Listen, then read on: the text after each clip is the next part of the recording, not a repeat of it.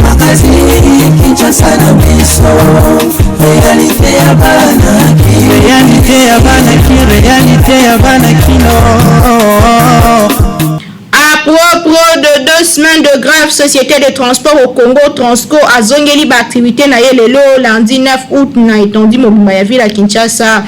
Na oeta libes ya ba prix ya ba billet d'avion pour na ba vol domestique, gouvernement ici que arrêté et ministre de l'économie et quota qui en vigueur le même jour si ma signature et tikali kaka ba société aviation ba modifié ba tarif na bango lelo mokilozo célébrer journée internationale de peuple autochtone ba détail tout de suite en édition na biso ya KNB News ya mokolalo.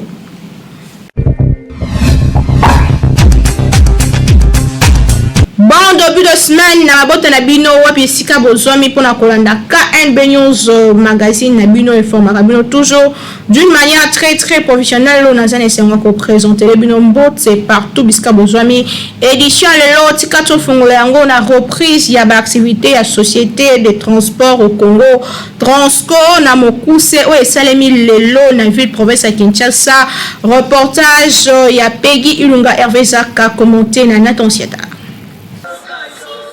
Jean Pe cadre et société de transport au Congo Transco va répondre effectivement Moussala Mokolia Lelo lundi 9 août 2021 na ville ya Kinshasa capitale de la République démocratique du Congo. C'est le constat au magazine KNB et Salaki na terrain présence ya babis Transco et Zaki remarquable na barter ya capitale congolaise na boulevard du 30 juin na commune ya Gombe na boulevard Sendo na commune ya Kalamu.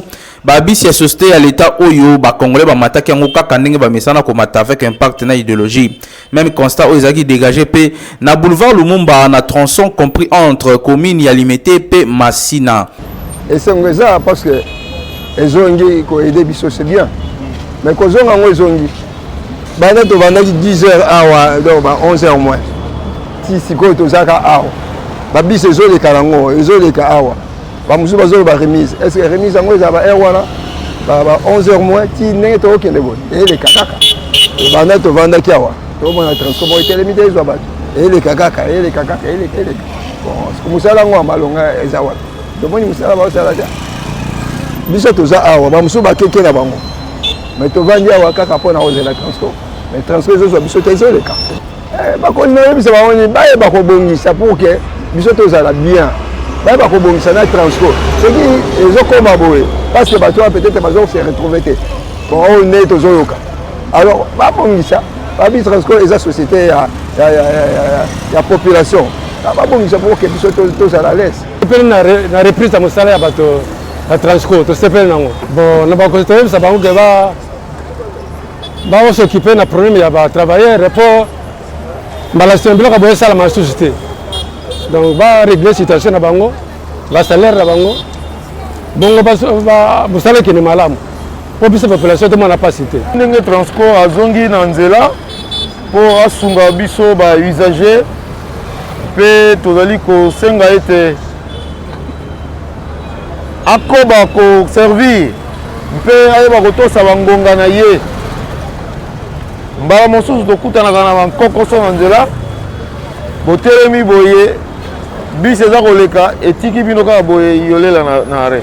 Moko ya bajon na Transco oyo tokutanaki na ye na terrain a réalisaki boye ndenge misala ezongi na Transco. Bon, réaction eza ya mosala ya esengo parce que jusqu'alors nana tozwi mbongo te mais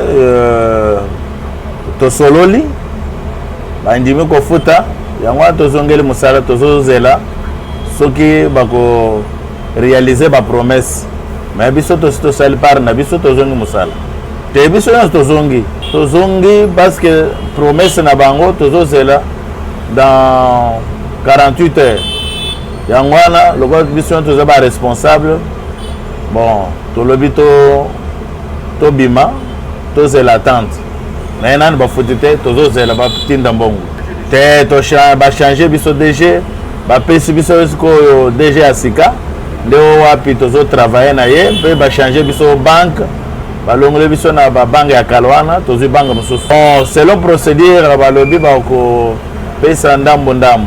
Non, proposition ya koboya ezate. Ezande que te reprendre musala.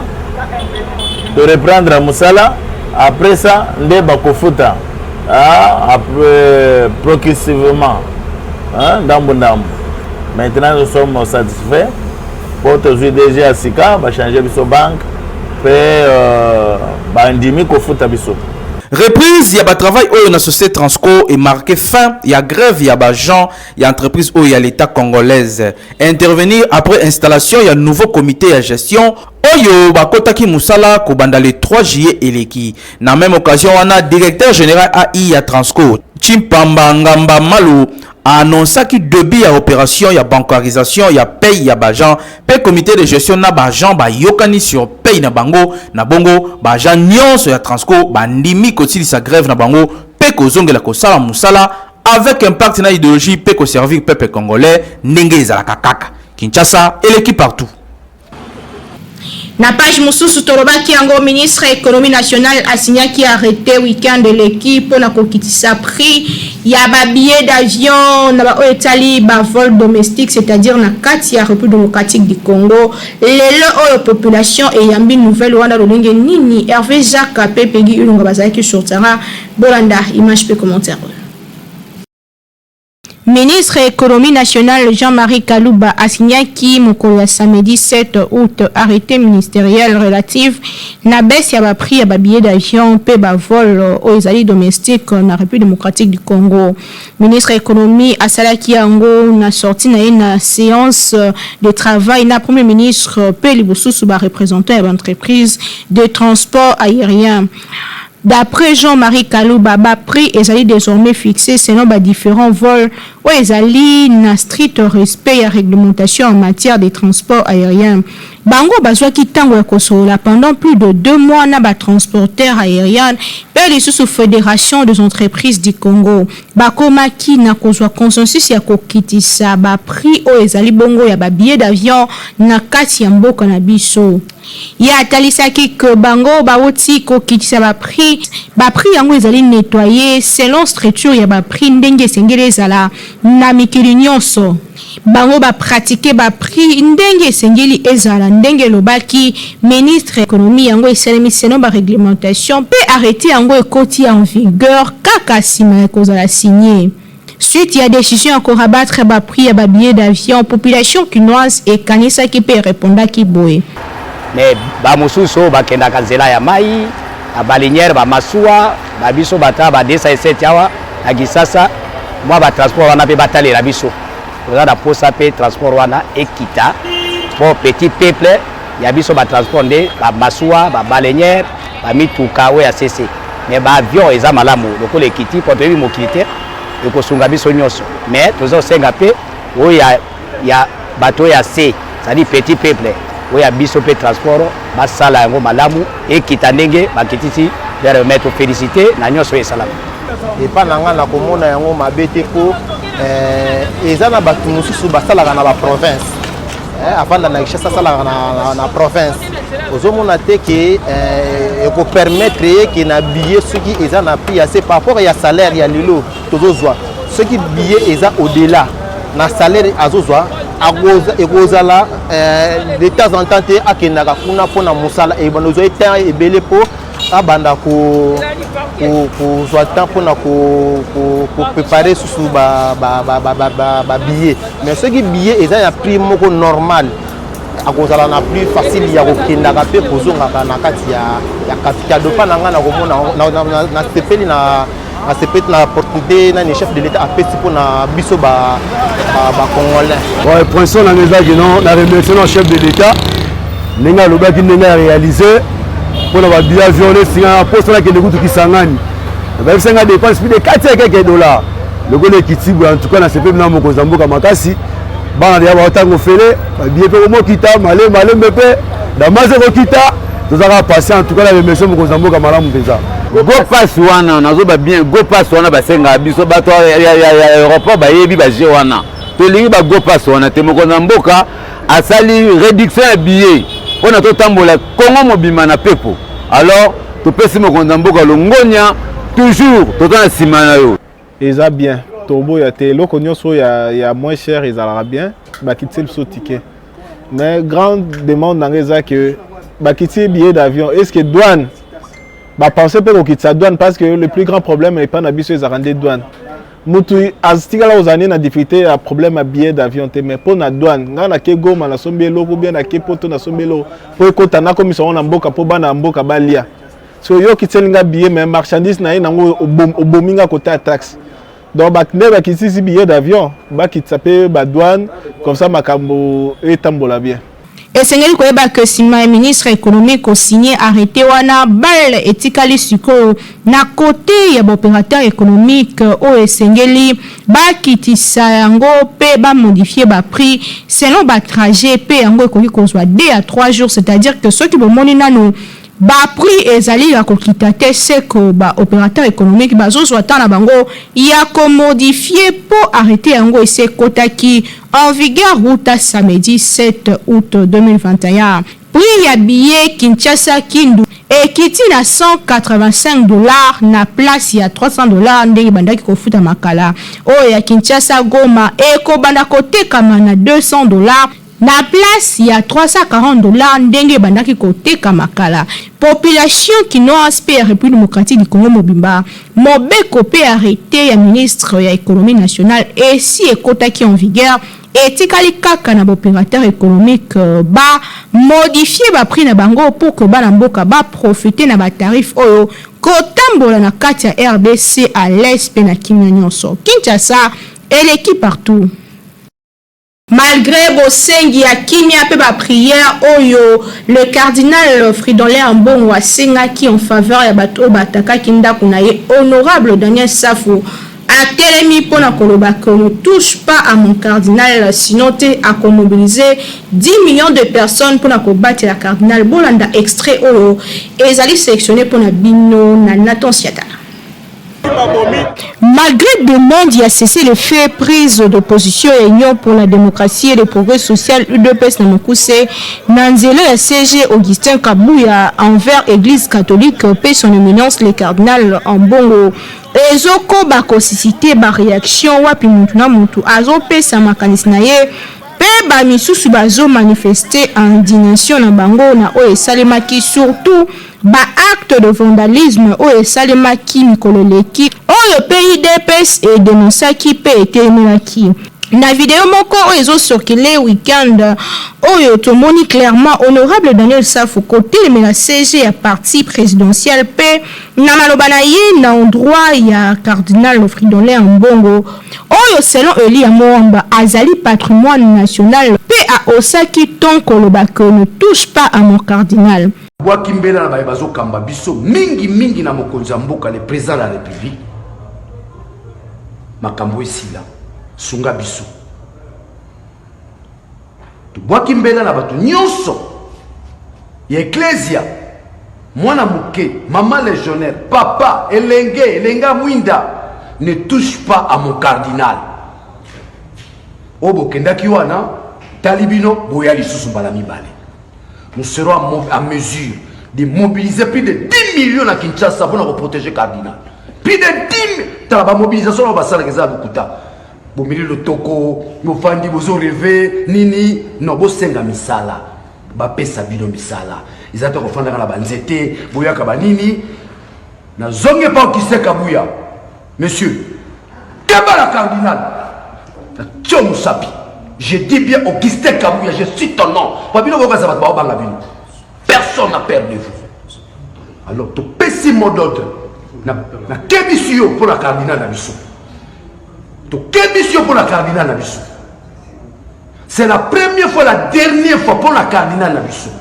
Et l'engagement surtout, bokanga concept wana bitumba babundarango na malobana concept. Maintenant, ce avertissement to se retenir qu'on définir yango honorable Daniel Safou élu ensemble pour la République à l'acquis qu'on mobilisé plus de 10 millions d'habitants na Kinshasa pour nous protéger cardinal.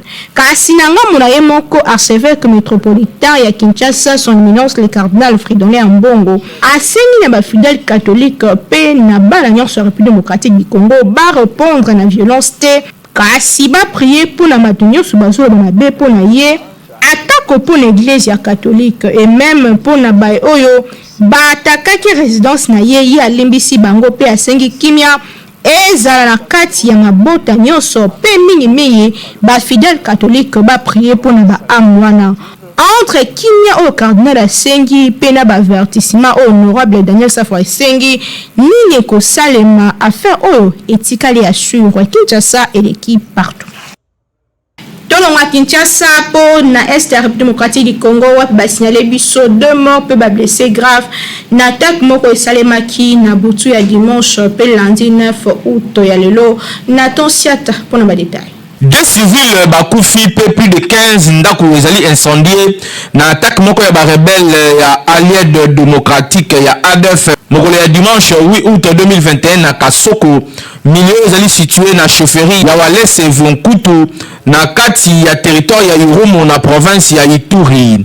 Na interview moko oyo akordaki mokolo ya lelo lundi 9 août 2021 na presse locale, Munyanderu Christophe, coordonnateur ya convention pour le respect des droits humains CRDH antenne ya Irumu, atalisi ke ba rebelle oyo ba surprenaki ba habitants ya localité oyo na nzela ya attaque yango, a indiqué que ba assaillant oyo directement babomaki mobali moko pe mwasi moko.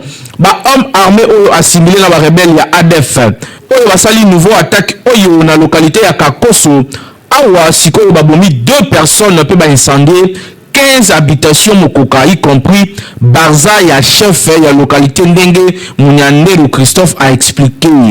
Convention pour le respect des droits humains CRDH oyo ezali ko condamner incursion oyo ya ba rebelle oyo pe esengi na ba service ya sécurité toujours contenu compte ya ba alerte ya population sur ba mouvement suspect ya ba rebelle. Interrogé na sujet oyo lieutenant Jules Ngongo, porte-parole ya armée congolaise na Ituri, a sengi na ba habitants bazala na kimia, a indiqué que ba effectif militaire ezali déjà renforcé na zone oyo pour na sécuriser population. Côté ya Uvira, au total 6 miliciens maïmaï ya groupe Bouyi Roi, bango pe babomaki bango na ba élément ya ba forces armées ya République démocratique du Congo FARDC na territoire ya Uvira na Sud Kivu mokolo ya samedi 7 août 2021. Na communication moko na presse, capitaine Dieudonné Kasereka, porte-parole ya armée na partie sud ya province oyo ya Sud Kivu, a indiqué que ba miliciens oyo babomami na opération moko ya ba traque ya ba rebelle pe ya ba détenteurs illégaux ya ba armes. Opération oyo ezalaki menée na ba militaire ya 3304e régiment. Opération oyo esalemaki na base ya ba rebelle oyo na Rudaga pe lisusu na village ya Ruuko pe Kanga pembeni ya localité ya Luberizi na territoire ya Uvira. 6 miliciens nde bakufi pe misusu bakimaki. Ba FARDC bazali ko continuer ko poursuivre bango ndenge atalisaki. Capitaine Dieudonné Kasereka a renseigné pe lisusu ke armée a récupéré auprès ya ba miliciens oyo arme moko ya ba marque AK-47 pe moko mususu ya ba marque RPG 7, 2 bombes pe plusieurs munitions ezalaki pe récupéré. Na kondimela ye ba mai oyo Bouyi Roi bazana ko mener ba opération ya ba kidnapping ya ba pillage pe ya ba assassinat na route nationale numéro 5 na territoire ya Uvira. Kinshasa et l'équipe partout.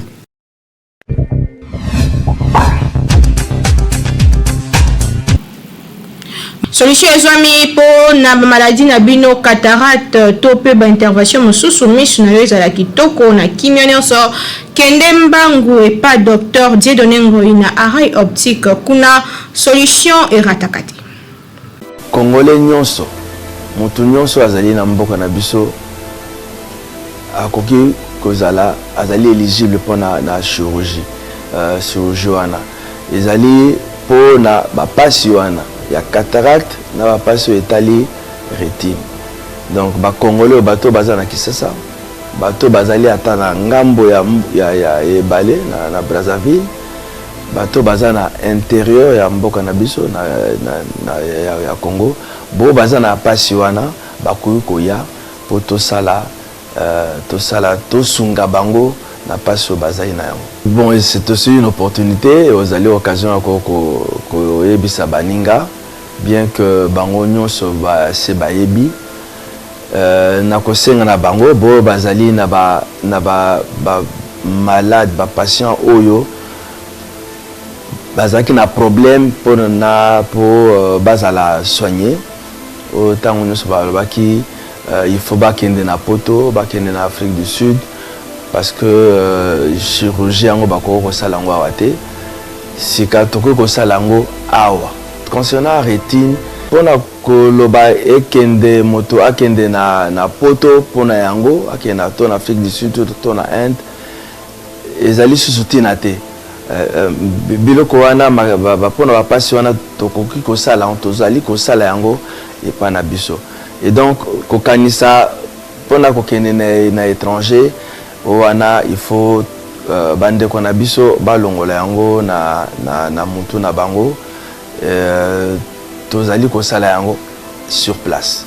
Nalobaki yango lelo eza journée internationale de peuple autochtone bazali banani basalaka mosala nini pe bazivaka lolenge nini to découvrir yango ensemble na élément oyo.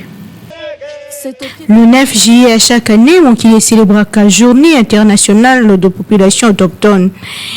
Initié une Assemblée générale des Nations Unies, le 9 juillet, Komabongo, c'est nos résolution 49/214, journée où les Alakawana Ponako, Kanisaba, peuple autochtone. Date yango ils ont marqué jour et la première réunion et le groupe de travail sur la population autochtone. PNA sous-commission et la promotion de la protection des droits de l'homme où ils ont voté en 1982. Bit ya journée yango ezali ko renforcer coopération internationale pour résoudre les problèmes rencontrés dans la population autochtone dans les domaines tels que droits de l'homme, environnement, développement, éducation et santé. Misala yango nyonso ezalaka coordonné na décennie pe lisusu na Haut Commissariat des Nations Unies au etalaka bongo droits de l'homme. Tobo Sanate en avril 2000, Commission des droits de l'homme a adopté une résolution pour établir une instance permanente où ils allaient côté la question autochtone où les salemaka pezalaka approuvé na Conseil économique social. C'est une résolution 2000/22 instance permanente où ils allaient kibongo pour fournir un conseil sur la question où ils allaient côté le développement social et économique et les droits de l'homme, éducation et santé environnementale na o etali bongo ba peuple autochtone. Tobo Sanate que journée internationale de population autochtone ezali journée moko créée na 1994 ndenge tolobaki na ONU pe yango ezali bongo ko célébrer 3,500 personnes au ba réclama tango nyonso depuis plusieurs dizaines des années reconnaissance ya existence na bango pe lisusu particularité ya culture pe droit territoriaux ya ba peuple autochtone. Ba peuple autochtone bazali ko désigner selon ba appellation na yango ba premier peuple d'Amérique du Nord pe ba descendant na bango. Constitution canadienne ezali ko reconnaître 3 groupes ya ba peuple autochtone, notamment ba indien o ba bengamaka mingi ba première nation, ba Innu pe lisusu ba Métis. Peuple autochtone nazali ko représenter immense diversité à ba culture, tradition pe ba langue ya système o ezalaka unique na ye pe ba connaissance o ezalaka ya ye moko esengeli ko valoriser bango pe kopesa bango esika po diversité ya ba culture nde esalaka ke mokili na biso et avancer. Lelo mokili ezo célébrer journée internationale de peuple autochtone tika ete bango nde bazala à l'honneur pe mokili mobimba et reconnaître bango pe na diversité na bango lolenge nini babikaka Kinshasa eleki partout.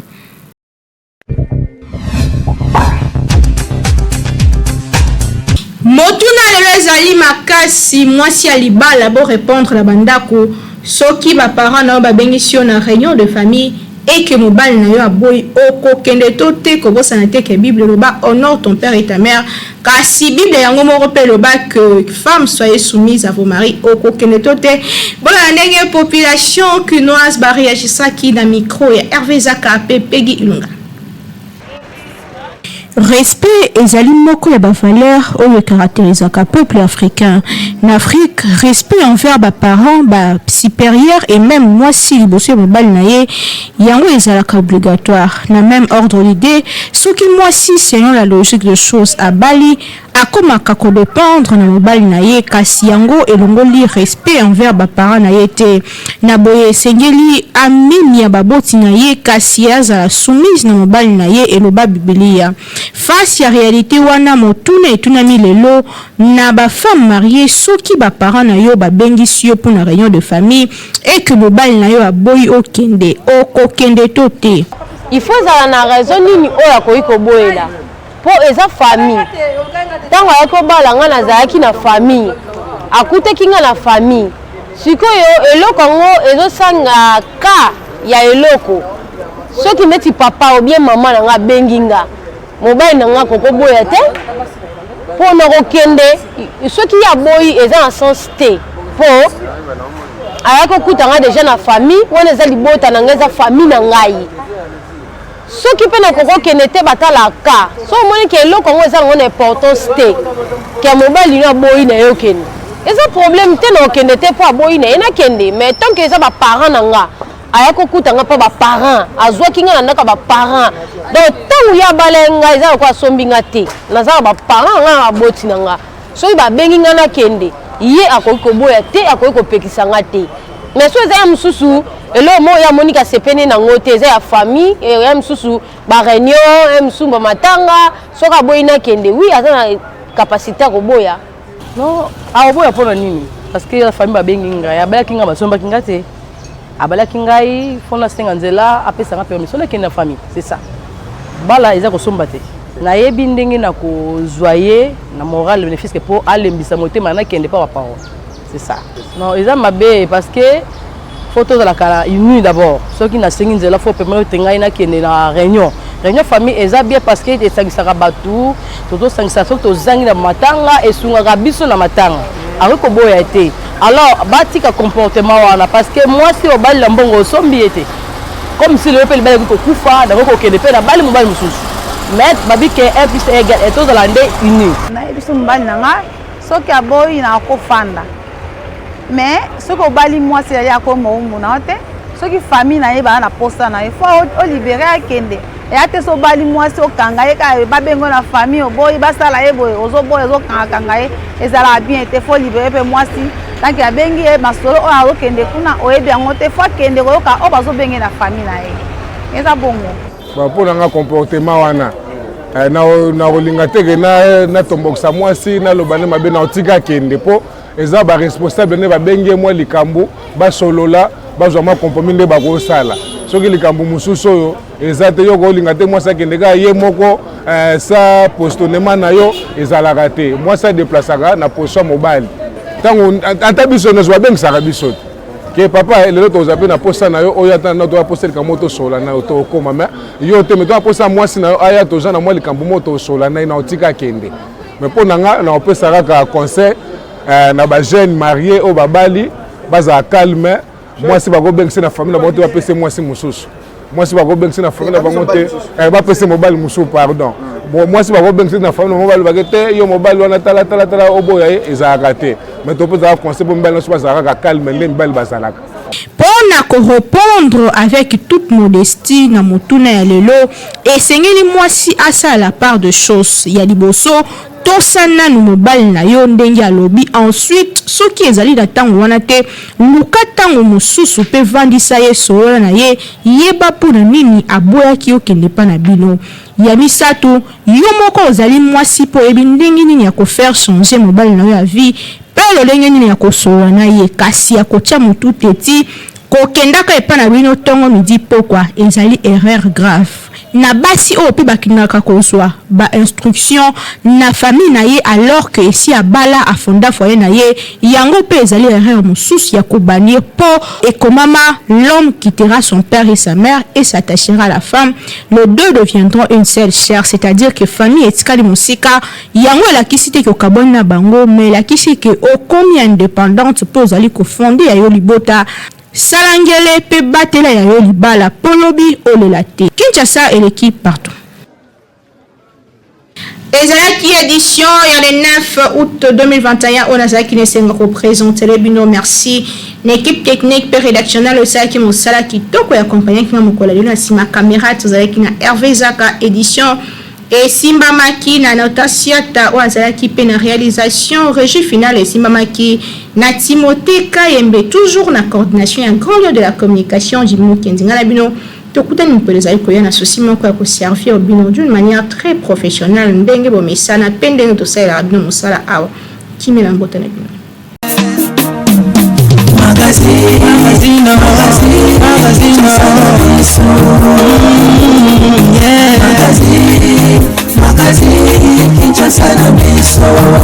Réalité ya bana ki, réalité